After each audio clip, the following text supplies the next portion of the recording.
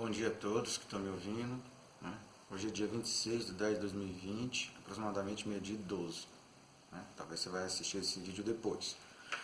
Eu parei sobre a questão no dia que eu levei um tapa dentro da igreja batista.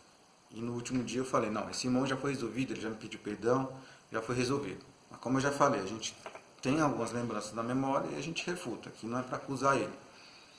Mas a questão é o seguinte, aconteceu isso foi por causa dessa revistinha que eu mostrei para vocês no vídeo passado, que aí lá refutou sobre o Voz da Verdade, a doutrina da Trindade, a congregação cristã no Brasil, porque em relação a dízimo, que o dízimo é uma necessidade, aquela questão de Levítico, aquelas coisas tudinho, né?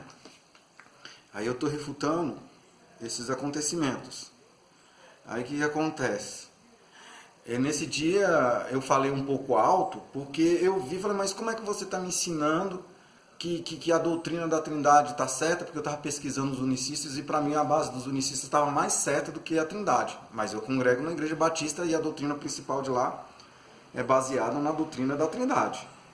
Foi essas coisas que gerou lá e que começamos a discutir, porque tinha lá a questão da escola dominical, vamos refutar a apologia, porque o objetivo dos messiânicos era combater as heresias que eram ensinadas e disseminadas dentro da igreja.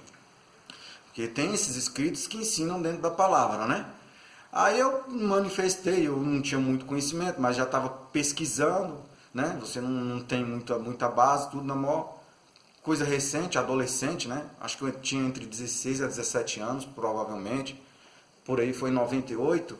Então eu nasci em 81, 97 para 98. Entre 16 a 17 anos que eu tinha de idade. No tempo já indo para a juventude, da adolescência para a juventude. E pesquisava essas coisas para poder entender. Aí um dia eu falei, pois é, lá na frente de casa tem uma congregação cristã no Brasil. Lá, a pessoa que congrega lá, é uma nossa colega, uma amiga, ela explicou e ensinou para nós que o dízimo foi abolido, que a gente não tem que pagar dízimo não. E o Voz da Verdade, porque os hinos, vocês, lá até deixava cantar os hinos Voz da Verdade, que eu estava começando a me interessar. A gente que é adolescente e jovem, a gente gosta dessas novidades, dessas coisas. Cada um tem a sua identificação, né?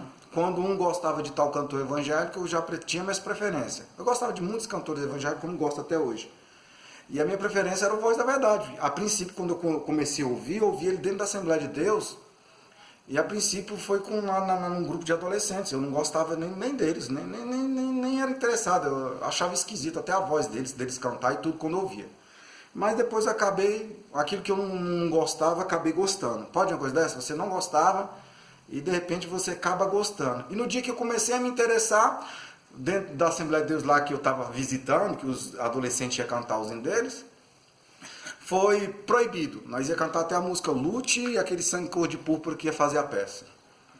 Foi interditado. Por quê? Porque tem mensagens subliminares nos hinos do Voz da Verdade. Eles são...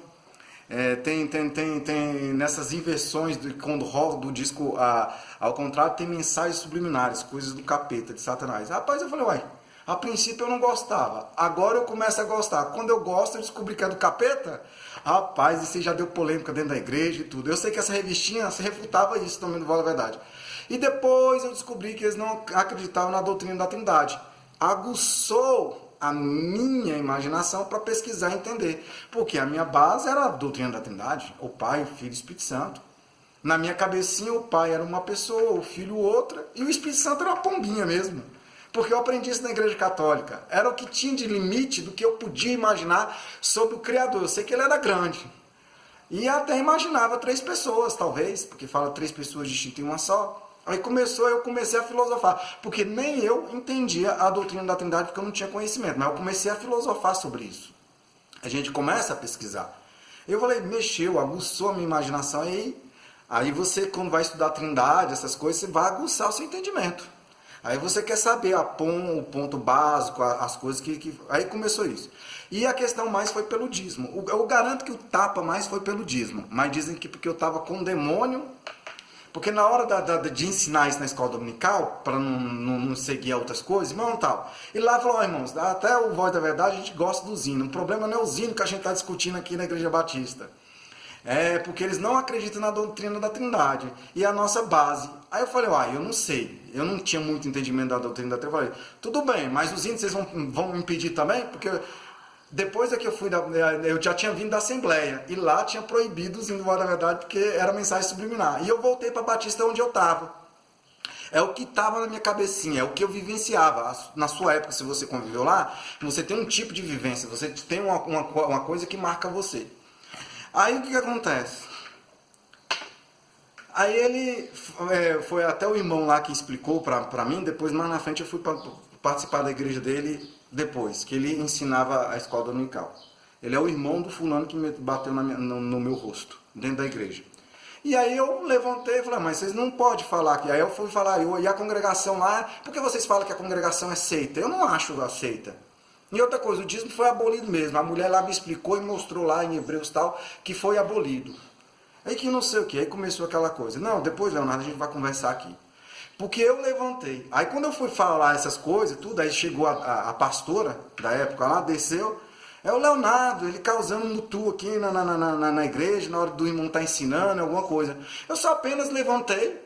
Eu queria que voltasse. Eu só mexia com minhas emoções e falei, irmão, eu não concordo que a congregação cristã no Brasil não aceita. Aqui está dizendo que eles são seita e tudo porque eles não cobram dízimo. Mas eles me explicaram o motivo que não paga dízimo. E dízimo foi abolido. Aí foi a discussão, aí começou tudo, uma maior coisa lá dentro da igreja. E eu fiquei muito triste às vezes. Aí chegou a irmã Cida discutindo, aí ela começou, Leonardo, você tem que respeitar, falou até um pouco brava, ela já chegou brava. Ora, eu estava na minha, eu tenho consciência que eu estava na minha. Apenas, às vezes, eu tenho um motivo, às vezes eu falo um pouco alto, mas eu não grito com as pessoas assim, ataco elas. O problema é que a pergunta, quando você congrega num lugar e lá cobra dízimo, aí o negócio é diferente. Aí o negócio é bem diferente, porque vai ser uma questão polêmica. Mas quem veio com a revistinha para questionar isso foi eles. Aí o irmão falou, por que você então não congrega lá? Já que você quer defender eles, porque você está aqui. É assim que eles tratam a gente. Aí por isso que eu estou gravando, tudinho o que tinha na minha cabeça. Eu falei, não vai ter igreja perfeita. E quando eles não falam pra gente, esse irmãozinho não vai ter igreja perfeita para ele. Ele não vai ficar em lugar nenhum. Ora, vocês são contraditórios.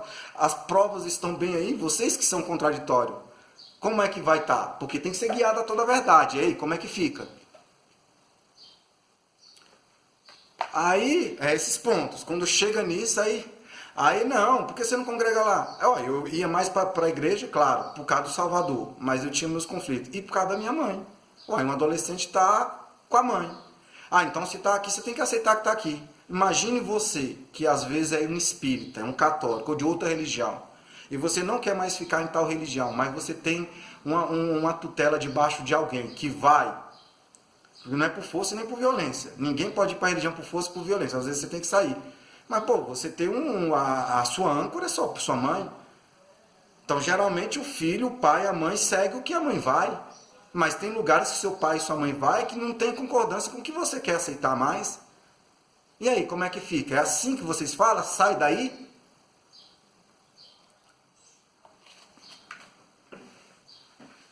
O negócio é complexo. Aí eu falei assim, pois é, mas a congregação, então congrega lá. Aí eu falei, mas a congregação tem coisa que eu não concordo. Então não tem igreja para você, irmão. É assim, a gente é violentado nas razões o tempo todo. Mas você é o dono da razão? Não, não sou o dono da razão. Mas a gente vai vendo que as contradições vão cada vez aparecendo mais. Aí o que acontece? Eu falei, mas a questão da Trindade é porque eles não acreditam na doutrina da Trindade. Aí aguçou até meu negócio para depois pesquisar mais e estudar sobre a Trindade. Que eu não tinha muito entendimento. Uma coisa vai levando a outra. Isso aguça a sua curiosidade. Não deixa as pessoas pensar por você não. Começa a pensar, pesquisa, analisa. É isso. Eles criam um mundo que te condiciona para você fazer o que eles querem. Claro, tem momentos que a condição é certa. Você tem que ser condicionado porque é uma dinâmica, é uma técnica para você fazer as coisas certas e ir para o caminho certo. Então, não, elaborou, é mais fácil. Então, essa condição, essa técnica que é elaborada, tudo bem, não tem problema. Mas o problema é que quando há contradições, você está entendendo? Aí o que acontece? Aí ela ficou brava. Ela falou, você não crê na Trindade? Aí ela falou, meu pai, se esse povo não acredita na Trindade, você não acredita, blasfemou contra o Espírito Santo de Deus. Aí eu fiquei irado na hora. Ela falou essa frase. Eu falei, então, peraí. Leonardo, você está com demônio. Eu falei, se eu estou com demônio e você está cheio do Espírito Santo, mais ou menos nessa palavra que eu trago agora. Mas eu sei o que eu senti. Então vem expulsar meu demônio aqui. E eu fiquei irado. Ela me respeita que eu sou sua pastora, eu sou uma autoridade na igreja. E eu já estava com aquele negócio, na congregação não tem pastora. Aí começou aquela... E lá tinha uma pastora. Aí eu vi aí começou o pega para capar lá da igreja. Hoje eu sorri um pouquinho, mas a alma doeu. Aí, não quer dizer que eu não gostava dela e tudo, mas eu não gostava dessas contradições. E eu falei, mas tem que seguir o que está certo, não o que está errado. A gente está lá para aprender. Aí, o que aconteceu? Você está com demônio. Eu falei, então você está cheio do Espírito Santo de Deus? E ela revela, profetiza e tudo, então expulsa o meu demônio. Vem cá expulsar meu demônio. Fiquei irado. E aí, não sei o que, o Luiz Carlos desce aqui. Ele tem que... Aí o Luiz Carlos desceu, que era o marido dela. Ele tem que respeitar a autoridade. Ele não está respeitando a autoridade. Eu falei, não é questão de respeitar a autoridade. É a questão que você já está antecipando o julgamento. Trazendo para essa linguagem de hoje. Fala que eu estou com demônio, porque não crê na doutrina da Trindade, blasfemou contra o Espírito Santo de Deus. E agora, irmãos? Como é que fica? Aí ele cala a boca. Ela estava mandando você ficar em silêncio, você fica em silêncio. Eu falei, eu não vou falar, eu não vou ficar em silêncio, não. Ela está me falando que eu estou com demônio e que eu blasfemei contra o Espírito Santo. Então manda ela expulsar o demônio que está em mim se eu blasfemei contra o Espírito Santo. Ele cala a boca, e ele não calou a boca. Você respeita, eu vou meter a mão na tua cara, você tem que respeitar a autoridade. Era isso que ele quis dizer. Então, não, mas dessa ponto eu não vou... como é que quer o meu respeito, sendo que já está me acusando? Então tá cheio, nessa linguajar da razão lógica eu apresentei. Ele não aguentou e meteu a mão na minha cara na frente de todo mundo. O pessoal, agora ele vai virar o diabo, vai sair lá fora, até o irmão, o filho dela falou, ele vai pegar a pedra, vai jogar nos carros, vai jogar nos irmãos, agora o demônio vai... nesse sentido, né? Vai coisa. Eu sentei lá, que eu estava sentado, ele falou, cala a boca, eu estava já sentado no banco. Ele falou, você me respeita. Ele foi meter a mão na minha cara, minha mãe estava do lado. Aí eu parei, aí eu fiquei calado, aí eu saí, imaginei, segurei, aí saí lá para fora. Aí um irmão falou, aí ela própria falou, vai lá e pede perdão, porque você não devia bater no filho dos outros desse jeito, não. Ele ajoelhou no meio da rua e pediu perdão. Leonardo, não sei o quê. Aí eu falei assim, eu só não agredi ele tudo, porque às vezes a gente também tem que olhar para os nossos erros. Eu tenho meus pecados, as minhas falhas, que às vezes eu falhava. E às vezes a mente da gente é assim, uma condição diferente com uma condição de outra, e associa. Mas quando se cobrar de alguém, tem que cobrar de alguém naquilo que a pessoa errou mesmo. Não vem com falsa psicologia não, que vocês fazem lavagem cerebral na cabeça das pessoas. Se caso isso foi o sentido. Porque não tem motivo de meter a mão na cara de ninguém, porque não está concordando. Só porque eu falei um pouquinho alto, porque ela já desceu lá nervosa. Ela é explosiva, quem conhece ela sabe que ela é explosiva. Eu nunca me esqueci disso. Não tem mágoa? Não, já conversei uma vez, ou não tem mágoa de ninguém. É pontos que não concordam. São seres humanos, como o messiano que a gente tem que amar, mesmo não concordando. Eu sei que um dia, Paulo e Saulo, um dia vai para um canto. Agora, será que... Eu acho que o Paulo estava mais certo do que o Saulo, na minha concepção. Mas peraí, o Saulo saiu de lá e foi para o inferno? Porque geralmente é o fruto podre que tem que cair. Então tem que discernir quando essa divisão vem do eterno ou quando vem do diabo. E agora, irmãos? Então quer dizer que eu blasfemei contra o Espírito Santo? Eu estava com demônio mesmo? Os meus pecados eu reconheço. E agora? Porque se nós for aqui para discutir, agora eu já estou um pouquinho assim para entender um pouco das coisas. Eu não sou mais aquele que tinha que estar sempre sujeito a alguma coisa porque você depende. E eu estou sofrendo agora porque eu não dependo de igreja evangélica. Nunca vendi evangelho. Irmãos, tinha momentos que os irmãos ajudavam minha mãe com amor e carinho. E a gente comia do que ajudava. Mas a gente também já ajudou. Porque lá as escrituras falam que o amor tem que ser recíproco. É melhor dar do que receber. Mas tem momentos que a gente recebe porque a gente não tem para dar. E as escrituras falam, espera que o Eterno vai enviar. Primeiro você tem que ir pela fé para ver se o Eterno usa o coração de alguém para tocar, para te abençoar. Que aí se vinha espontâneo, que o Eterno gosta da espontaneidade. Quem dá com alegria lá no céu brilha lá.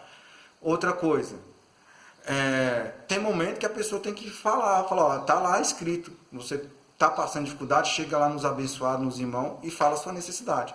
Ele não gosta de pessoas que, obreiros fraudulentos, pessoas que roubam as pessoas, pessoas preguiçosas que não faz para poder ir por onde para ter o seu.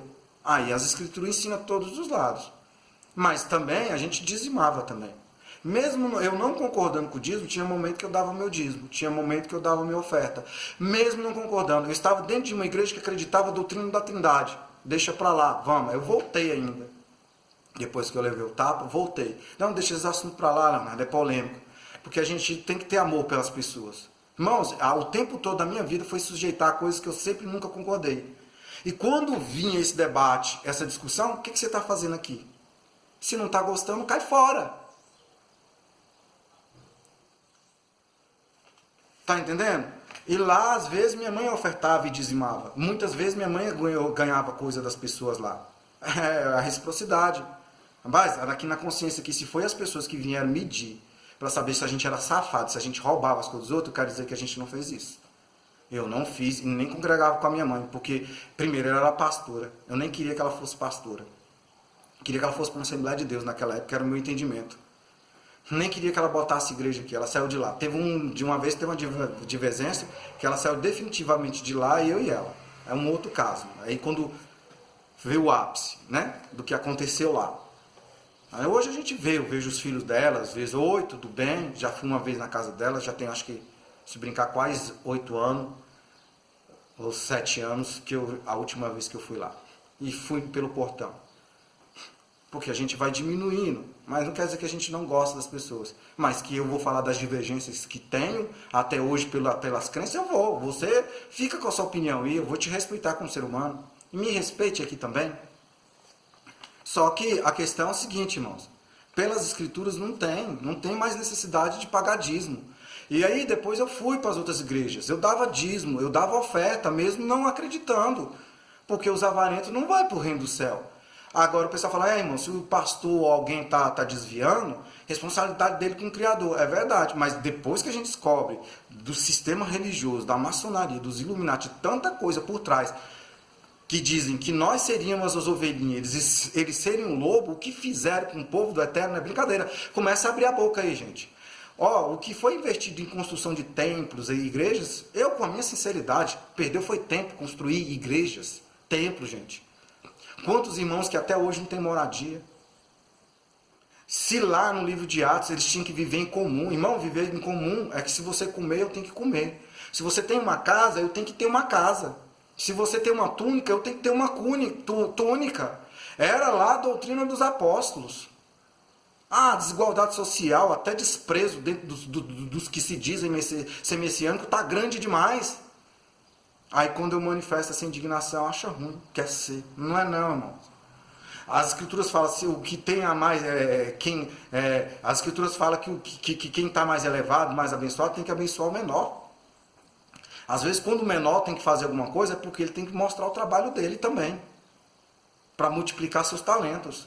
Mas eu estou te falando que cobrar mais de quem não tem é fácil. Aí eu fui para a igreja metodista.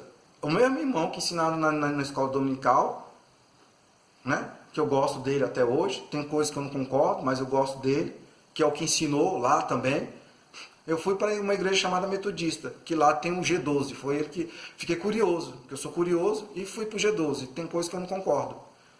E aí lá tem dízimo, tem oferta. Não, Leonardo, então tá bom, tá aqui, ó. Eu dou dízimo, eu dou oferta aqui. Tudo que eu ia para o encontro, a maioria das vezes que eu fui para o encontro, eu pagava meus encontros, eu pagava tudinho. Eu tenho que falar que eu pagava, porque o pessoal fala que a gente quer ser. Não, é porque tem momento que a gente precisa de alguém, e aí vai focar só aquele momento que eu fui lá, naquele dia do encontro, o fulano pagou para você. Aí vem algumas pessoas que estão de redor de você, ele é amigo de fulano. Fulano, toda vez que ele vem aqui, fulano paga para ele. Porque viu o irmão fazendo uma coisa uma vez, acha que você só fica lá pedindo as coisas para as pessoas. Isso é porque você não pede. pedindo às pessoas, porque o irmão te abençoou, pagou para você ir para um encontro, comprou alguma coisa para você, eles acham que você fica lá pegando das pessoas. Não, mas eu também já ajudei. Eu tinha um outro envelope aqui que eu perdi, que eu dava. A média era de R$100, R$80, né? Alguma coisinha que eu dava. É pouco, irmãos. Tem gente que chegava lá, tem uma empresa, R$10 mil de dízimo, R$5 mil de dízimo. Você não tem vergonha na cara de ficar mostrando isso aqui para as pessoas que você dava dízimo? Ô, essa merreca aí! Mas é o meu salário, o que eu tinha, meu esforço. Mas eu não concordava com o dízimo e não concordo. É nesse aspecto. Eu não, viu como as escrituras mexem com a gente? A gente não pode ser avarento. E eu sei que muitas das vezes os irmãos nos ajudou. Eu não estou sendo ingrato. A gente não pode chegar aqui com ingratidão também, não. Porque eu não sou idiota, não. Eu agradeço as pessoas que nos ajudou. Mas vocês não ficam percebendo que a gente era só montado em cima das pessoas, que eu não era, não. Porque aqui na minha consciência, o que, se for verdade, o que veio aqui é porque eu não posso dizer aqui, porque vai me colocar como louco. E eu não sou louco. Machucou minha alma. Então, um pouquinho que tinha, trabalha. Hoje em dia os irmãos falam, agora não vai mais arrumar nem emprego. Saiu da igreja, não paga dízimo, não faz nada, deixa passar fome na miséria para vir aqui para os irmãos chorando. Vocês são divindade? Vocês são meu Deus? Não, meu querido, você não é, não.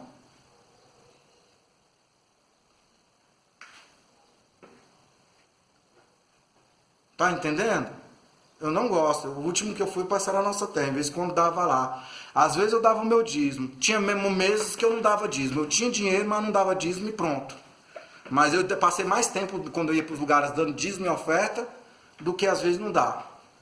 Tinha um ônibus da igreja que às vezes eu não pagava. Eu sei que tinha um custo, o aluguel, as coisas que as pessoas faziam. Eu sei valorizar o trabalho das pessoas. Eu não sou hipócrita. Mas eu vi que a igreja não tem cabeça. Cadê para ser uma, para fortalecer? Quando eu falei de uma cidade daquela, porque vocês falam lá do Edir Macedo, construiu tempo, bilhões de dinheiro. O cara conseguiu uma rede de televisão. Falei, não precisava nem de perder mais esse tempo. A gente tem que ser visionário. Se todos os que se dizem messiânicos se unissem de verdade e construíssem uma cidade, o problema da igreja não era mais financeiro. Era questão de servir o eterno nos mandamentos, que aí não é fácil. Não seria financeiro, irmão. Não teria desigualdade social. Aí seria aquela profecia de Atos. Eles viviam em comum. É semelhante, o mandamento fala que nós somos semelhantes. Tá entendendo? Até a pessoa que não se esforçasse teria lugar para morar, não passava, não comeria. Só não teria mais alguma coisa, porque é questão de galardão, pelo seu esforço. Questão de granjear os seus talentos. Se todos os messiânicos que se dizem ajuntasse, eu falei, uma bolsa de valores. Criasse uma nova bolsa de valores aí. Se o pessoal construiu Dubai, que são Emirados Árabes, que foi questão dos judeus lá do petróleo, judeus não, dos islâmicos que tem lá a parte do petróleo, os judeus dominam os bancos. Os islâmicos geralmente mais é ali o petróleo. Construíram Dubai. Né? É a política deles, mas você vê que a predominância dos árabes lá é o islamismo. Cadê o messianismo? Por que não junto para construir uma bela cidade, autossustentada e tudo, sem esse negócio de chip na mão e na testa? Só para apresentar uma coisinha lógica, até o Eterno voltar, para se definir o que é. Cadê? Por que não junta e faz isso? Tem que ficar construindo templos e igrejas que o Eterno não se preocupou. Porque ele está preocupado, ó, eu tive fome e me deste de comer, eu tive sede e me deste de beber. Quando te fizemos isso? Quando você fizer um pequenininho desse, a mim fizeste. Não teria gente morando debaixo da ponte, teria controle de natalidade, as pessoas seguiriam mais os mandamentos, morariam num apartamento, num lugar que teria qualidade de vida e tudo. Não ficaria perdendo tempo para construir templo de igreja, não. Para servir o Eterno, ajunta na internet hoje, vai na casa do irmão, prega o evangelho e está tudo muito melhor e mais simplificado. Mas é porque tem um sistema que escraviza as pessoas, que quer dinheiro, quer domínio das pessoas, mas não quer melhorar a qualidade de vida delas. Agora vai vir a nova era, vai apresentar a proposta dela, vai trazer uma falsa praxe, vai trazer aqui para provar para os messiânicos que o Messias não existe. Eles vão mostrar para vocês que ele não existe. Agora, cadê a unicidade, a vara de Arão e de Efraim se unir no mesmo propósito e fazer isso? Por que não teve isso? Porque não foram inteligentes para fazer isso. Os irmãos andam traumatizados, então quer dizer que a gente foi escravizado. Hoje, está falando da evolução da ciência e da tecnologia. As pessoas estão se sentindo descartadas. Outras se sentiram escravizadas demais. Outras estão se sentindo descartadas. É só isso, o sentimento de culpa que a população está gerando, tanto para o lado da política como da religião. Está entendendo? E aí, amado, como é que fica?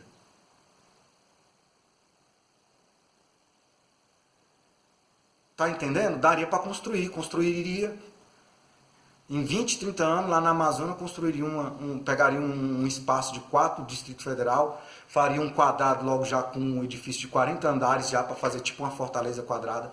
Vai no estilo da Nova Jerusalém mesmo. Se tem coragem de construir o Templo de Salomão, que é uma réplica, agora constrói uma réplica da Nova Jerusalém aqui. Ela não é a Nova Jerusalém, não. Mas lá eu sei que vai ter utilidade. Igreja você passa 2 horinhas, 30 minutos e vai embora para casa. Onde você convive mais é dentro da sua casa. E o Eterno tem que estar lá. E lá tem que ter alimentação, emprego e dignidade, irmãos. É essa visão que eu apresento aqui para vocês, que parece loucura, né? Tá entendendo? Geraria emprego. Eu tenho essa cidade na minha cabeça montada, que não é brincadeira. Eu sei que depois lançaram a novela Apocalipse, o anti-Messias inventa uma cidade lá, né? Por causa de Dubai e tudo, não sei se estavam lendo na minha mente, e se pegar esse raciocínio. Eu posso questionar, só não posso afirmar, porque a minha ideia não é essa. Por cadê o povo? As portas do inferno não vai prevalecer. Eu te guardarei da grande tribulação e arrebatamento, melhor ainda, a gente vai subir no arrebatamento. E se for o pós-tribulacionista? As virgens prudentes, meu querido. Aí eu tenho azeite, mas vou botar mais aqui, porque se no meio do caminho apagar, eu tenho mais azeite. É prevenção. Por que vocês não trabalham com a prevenção? Por não ter tanta desigualdade social no meio messiânico, que é o povo que mais sofre. É o povo mais escravo. Pega o livro de protocolo de Sábio Sião, que vocês não vão saber o que eles fizeram. Eu sou indignado. E o dízimo, ele foi abolido, irmão. Hebreus 7 fala isso. Vou deixar aqui gravado, talvez vai cair a coisa. Mas aquele cuja genealogia não é contada entre eles, tomou dízimos de Abraão, e abençoou ao que tinha as promessas. Ora, sem contradição alguma, o menor é abençoado pelo maior. E aqui certamente recebem dízimos homens que morrem, ali, porém, os recebe aquele de quem se testifica que vive. É, por assim dizer, por meio de Abraão, até Levi, que recebe dízimos, pagou dízimos. Porquanto ele estava ainda nos lombos de seu pai quando Melquisedeque saiu ao encontro deste. De sorte que, se a perfeição fosse pelo sacerdócio levítico, pois sob este o povo recebeu a lei, que necessidade havia ainda de que outro sacerdote se levantasse, segundo a ordem de Melquisedeque, e que não fosse contado segundo a ordem de Arão. Pois, mudando-se o sacerdócio, necessariamente se faz também mudança da lei. Porque aquele, de quem estas coisas se dizem, pertence a outra tribo, da qual ninguém ainda serviu ao altar. Visto ser manifesto que nosso Senhor procedeu de Judá, tribo da qual Moisés nada falou acerca de sacerdotes. E ainda muito mais manifesto é isto, se à semelhança de Melquisedeque se levanta outro sacerdote, que não foi feito conforme a lei de um mandamento carnal, mas segundo o poder de uma vida indissolúvel. Porque dele assim se testifica, tu és sacerdote para sempre, segundo a ordem de Melquisedeque. Pois, com efeito, o mandamento anterior é abrogado por causa da sua fraqueza e inutilidade. Pois a lei nenhuma coisa aperfeiçoou, e desta sorte é introduzida uma melhor esperança, pela qual nos aproximamos de Deus. E visto como não foi sem prestar juramento, porque, na verdade, aqueles, sem juramento, talvez vai foram cair, tá em feitos 30 minutos. sacerdotes. Mas este com juramento daquele que lhe disse, jurou o Senhor, e não se arrependerá, tu és sacerdote para sempre. Entendeu? Até a parte ali que precisa entender. Entendeu? Houve mudança, é um mandamento carnal. Foi até Levi. Entendeu, amados? Então, talvez vai cortar, porque está indo para 30 minutos. Então, é o seguinte, o dízimo não tem mais necessidade, mas a gente tem que ajudar os irmãos. A gente vive num mundo capitalista, ainda tem dinheiro. Mas não é para melhorar a vida do irmão. É para o irmão ficar escravo de uma sociedade que paga 40% de imposto para o político e 10% para as religiões e fora dízimo e as ofertas. Eu vou fazer 40 anos de idade, não sou próspero. Ainda fala lá, pega um versículo lá de Malaquias que está roubando o eterno, não é próspero por isso, porque ainda classifica, talvez eu, como avarento, por isso que eu não prospero. Ah, irmão, larga de ser hipócrita, é questão de raciocínio, lógica. Acha o quê? Que a gente é idiota? É nesse ponto que eu estou irado. Eu tenho o direito de manifestar aqui. Não sou contra a ajudar os irmãos e fazer as coisas, não, irmãos. É porque tem um sistema maligno que escravizou a gente. E quando vai tocar nesse ponto, não gostam. Está bem claramente dizendo aí. É o que está escrito aqui, não é o que eu estou falando.